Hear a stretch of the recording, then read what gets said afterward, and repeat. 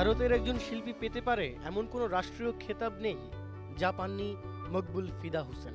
এ কারণেই তাকে বলা হয় উপমহাদেশের পিকাসো। গণমানুষের অকুণ্ঠ ভালোবাসা যেমন পেয়েছেন, তেমনি পেয়েছেন সবচেয়ে বড় তিরস্কারটাও। এমন প্রতিভাবান শিল্পীকে দেশ থেকে বহিষ্কার করা হবে এমনটা কেউ ভাবতে পারেনি আগে। টানা 5 দশক ধরে উপমহাদেশের চিত্রশিল্পে আলোচিত হয়ে থাকা শিল্পী আর নেই।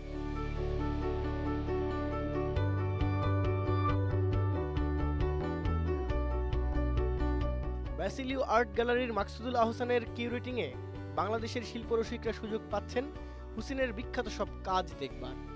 শনিবার এই প্রদর্শনী উদ্বোধন করলেন গণপ্রজাতন্ত্রী বাংলাদেশ সরকারের শিল্পরসিক অর্থমন্ত্রী আবুল মাল আব্দুল মুহিত। ইনকমপ্লিটনেস যেখানে আছে সেখান থেকে where does it lead you to togetherness, এটাই তার, আমার মনে হয় তার জীবনের দর্শন। শিল্পরসিক মাত্রই জানে মাধুরী দীক্ষিতকে নিয়ে পাগল এক চিত্রকর মকবুল ফিদা হোসেনের কথা। উজ্জ্বল রং আর ভারতীয় মিথের প্রয়োগে উপমহাদেশের চিত্রশিল্পে এক অমোচনীয় নাম হিসেবে নিজের নামকে প্রতিষ্ঠিত করেছেন গত 9 জুন তার মহাপ্রয়াণের আগে। হুসেন অতীতকে দেখতেন বর্তমানের চোখে, বর্তমানকে গ্রহণযোগ্যতা দিতে চাইতেন ভবিষ্যতের আলোকে। এ কারণেই কি তার সব ধ্যান ধারণা চিত্ত চৈতন্য জুড়ে বিরাজমান থেকেছে বর্তমান, উত্তর বর্তমান তথা ভবিষ্যৎ চিন্তা? এজন্যই কি একই সাথে হাজারো দ্বন্দ্ব ধারণ করতেন তার ব্যক্তিত্বে? তার এই যে কন্ট্রোভার্সিয়াল পলিটিক্যালি ইনভলভ ছিল কতগুলা ফেসে, সেটা কিন্তু আবার তার বাবলসের মতো তার ফেম অ্যান্ড মানি দুইটাই।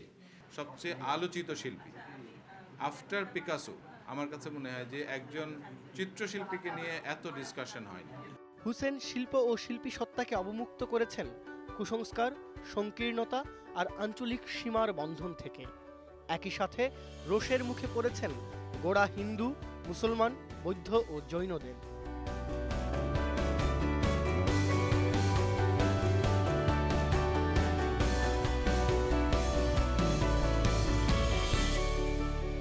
শতবর্ষে এমন পুরুষ আসে একজনই।